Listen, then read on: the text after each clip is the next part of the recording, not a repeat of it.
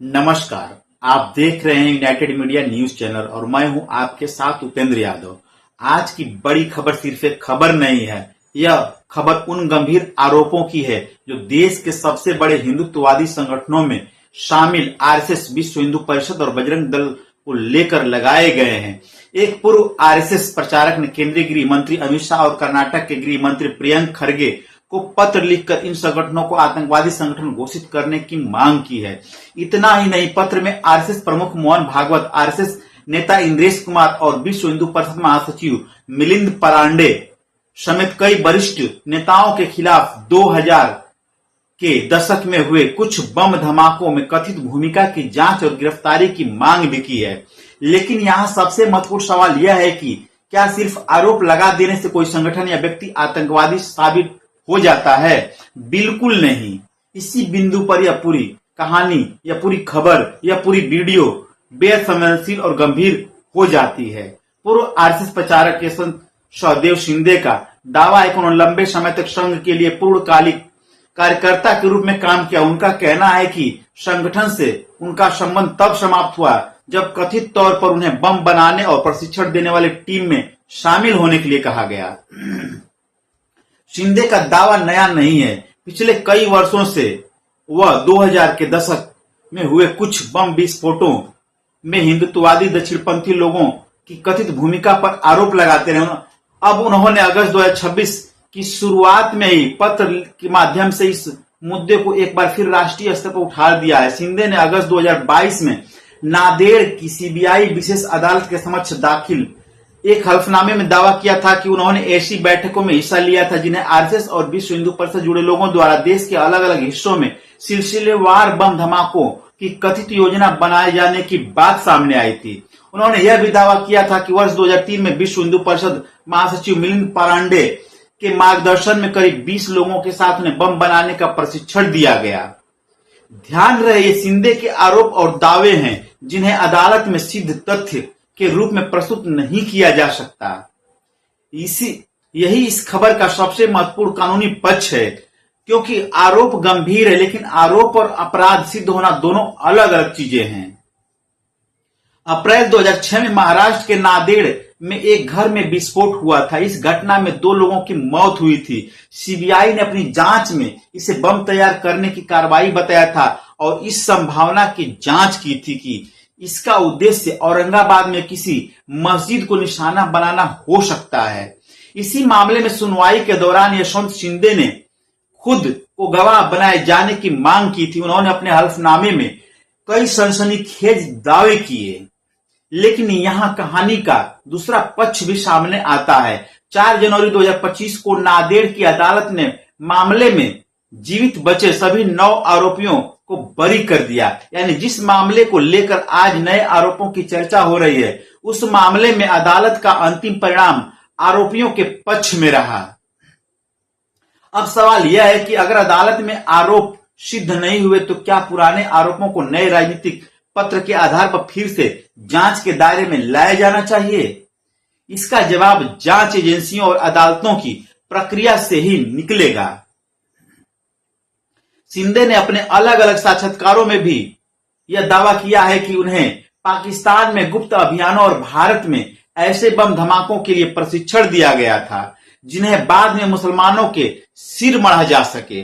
उन्होंने यह भी आरोप लगाया कि उनके साथ प्रशिक्षण लेने वाले कुछ लोगों ने वर्ष 2003 और 4 के दौरान जालना, पुरुड़ा और परभड़ी में मस्जिद में विस्फोट किए। अगर ये आरोप कभी प्रमाणित होते हैं तो मामला सिर्फ किसी संगठन या राजनीतिक विचारधारा का नहीं रहेगा। यह मामला सीधे सीधे राष्ट्रीय सुरक्षा, आतंकवाद, सांप्रदायिक सौहार्द और न्याय व्यवस्था से जुड़ जाएगा।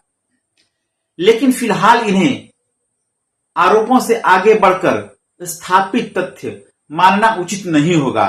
यशवंत शिंदे ने अपने ताजा पत्र में अजमेर शरीफ दरगाह विस्फोट के संबंध में आरएसएस नेता इंद्रेश कुमार का भी नाम लिया है। उन्होंने 2008 के मालेगांव विस्फोट मामले का भी उल्लेख किया है, जिसमें कर्नल प्रसाद पुरोहित और भाजपा के पूर्व सांसद प्रज्ञा सिंह ठाकुर समेत कई लोगों पर मुकदमा चला था। लेकिन यहां भी न्यायिक प्रक्रिया को नजरअंदाज नहीं किया जा सकता।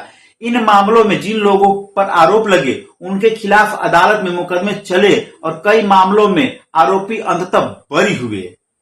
इसलिए किसी व्यक्ति के खिलाफ पुराने आरोपों का जिक्र करते समय यह बताना भी जरूरी है कि अदालत में उस मामले का परिणाम क्या रहा। यही पत्रकारिता की असली कसौटी है, सिर्फ संघ नहीं। भाजपा नेतृत्व पर भी कई सवाल शिंदे के पत्र में 1998 के पोखरण परमाणु परीक्षण, कारगिल युद्ध 2002 के, गुजरात दंगे 2019 के, पुलवामा हमले और अनुच्छेद 370 से जुड़े कई अन्य आरोपों का भी जिक्र किया गया। अब सवाल यह उठता है कि क्या एक ही पत्र में इतने अलग अलग राष्ट्रीय घटनाक्रमों को जोड़ने से आरोप मजबूत होते हैं या जांच की दिशा में और अधिक जटिल हो जाती है। किसी भी गंभीर आरोप की विश्वसनीयता उसके राजनीतिक प्रभाव से नहीं बल्कि दस्तावेजी सबूत, स्वतंत्र जांच, गवाहों की विश्वसनीयता और न्यायिक परीक्षण से तय होती है। यह मामला ऐसे समय में सामने आया है जब कर्नाटक के गृह मंत्री प्रियंक खरगे पहले से ही आरएसएस को लेकर सवाल उठा रहे हैं। उन्होंने आरएसएस प्रमुख मोहन भागवत को खुले पत्र के जरिए संगठन की कानूनी स्थिति, वित्तीय स्थिति, संगठनात्मक ढांचे और कर अनुपालन से जुड़ी जानकारी सार्वजनिक करने की मांग की थी। अब शिंदे ने उन्हें प्रियंक खरगे और केंद्रीय गृह मंत्री अमित शाह को पत्र भेजकर कहीं अधिक गंभीर आरोप की जांच की मांग कर दी है। इससे राजनीतिक बहस का तापमान बढ़ना तय माना जा रहा है। लेकिन यहां एक सवाल और है, क्या इस पत्र को राजनीतिक हथियार बनाया जाएगा या स्वतंत्र जांच की मांग के रूप में देखा जाएगा? किसी भी लोकतांत्रिक समाज में आरोप लगाने वाले की बात सुनना जरूरी है, लेकिन जिस पर आरोप लगाया गया है उसका पक्ष भी उतना ही जरूरी है। शिंदे के आरोप के सामने आने के बाद आरएसएस और विश्व हिंदू परिषद की ओर से इन पुराने आरोपों पर व्यापक प्रतिक्रिया नहीं हुई है। वहीं नांदेड़ मामले में आरोपियों की बरी होने के बाद विश्व हिंदू परिषद ने अदालत के फैसले को कांग्रेस पर राजनीतिक हमला बताया था। यानी इस पूरे विवाद में राजनीतिक बयानबाजी भी मौजूद है और न्यायिक फैसलों का संदर्भ भी। सबसे बड़ा सवाल, क्या आरएसएस को आतंकवादी संगठन घोषित किया जा सकता है? किसी संगठन को आतंकवादी संगठन घोषित करना कोई राजनीतिक नारा नहीं है। भारत में किसी संगठन को आतंकवादी संगठन घोषित करने के लिए कानून के तहत निर्धारित प्रक्रिया और ठोस आधार की आवश्यकता होती है। इसलिए शिंदे की मांग अपने आप में किसी संगठन को आतंकवादी संगठन नहीं बना देती। अगर सरकार को लगता है कि आरोपों में दम है तो जांच एजेंसियां सबूत जुटा सकती हैं, संबंधित लोगों से पूछताछ कर सकती हैं और कानून के अनुसार आगे बढ़ सकती हैं। और यदि पर्याप्त सबूत नहीं है तो आरोपों को अदालत में टिकना मुश्किल होगा। यही लोकतांत्रिक व्यवस्था की खूबसूरती है। आलोचनात्मक सवाल, आखिर जांच कितनी निष्पक्ष होगी? सवाल यह भी होना चाहिए कि आरोप लगाने वाला किस विचारधारा से आता है। सवाल होना चाहिए, क्या आरोपों की स्वतंत्र और निष्पक्ष जांच होगी? क्या जिन लोगों का नाम लिए गए हैं उनसे पूछताछ होगी? क्या पुराने मामलों की जांच फाइलों को फिर से देखा जाएगा? क्या अदालत में पहले से खारिज या कमजोर साबित हुए दावों की नई सबूतों के आधार पर दोबारा समीक्षा संभव है? और सबसे महत्वपूर्ण, क्या जांच राजनीतिक दबाव से मुक्त रहेगी? क्योंकि अगर आरोप झूठे हैं तो जांच उन्हें झूठा साबित कर सकती है और अगर आरोप के पीछे ठोस सबूत है तो वही जांच सच्चाई सामने ला सकती है। दोनों परिस्थितियों में निष्पक्ष जांच ही लोकतंत्र के हित में है। अंतिम सवाल, आरोप बनाम सबूत। आज सोशल मीडिया के दौर में किसी व्यक्ति या संगठन पर आरोप लगाना बेहद आसान हो गया है, लेकिन किसी आरोप को सच साबित करना आसान नहीं है। यशवंत सिंह के दावे गंभीर हैं। उनके पत्र ने राजनीतिक और सार्वजनिक बहस को जरूर तेज किया है, लेकिन इन दावों को न्यायिक रूप से स्थापित तथ्य मानने से पहले स्वतंत्र जांच और अदालत की प्रक्रिया जरूरी है, क्योंकि लोकतंत्र में किसी को सिर्फ आरोप के आधार पर दोषी नहीं माना जा सकता है। आरोप जांच का विषय है, सबूत सत्यापन का आधार है और फैसला अदालत का अधिकार है। इसलिए पूरे विवाद में सबसे जरूरी सवाल यही है कि क्या देश इन आरोपों की निष्पक्ष जांच देखेगा या फिर यह मामला भी आरोप प्रत्यारोप और राजनीतिक बयानबाजी के बीच दबकर रह जाएगा। आरएसएस, विश्व हिंदू परिषद और बजरंग दल जैसे बड़े संगठनों पर लगाए गए आरोपों की गंभीरता को देखते हुए सरकार और जांच एजेंसियों से पारदर्शिता की अपेक्षा स्वाभाविक है।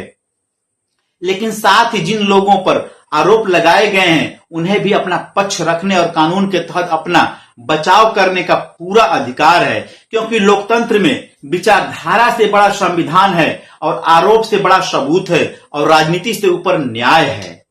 फिलहाल नजर इस बात पर रहेगी कि यशवंत शिंदे के इस पत्र पर केंद्र और कर्नाटक सरकार का क्या कदम उठता है, क्या कोई औपचारिक जांच शुरू होती है और क्या इन दावों के समर्थन में नए एवं निर्णायक सबूत सामने आते हैं। नमस्कार, मैं हूं उपेंद्र यादव।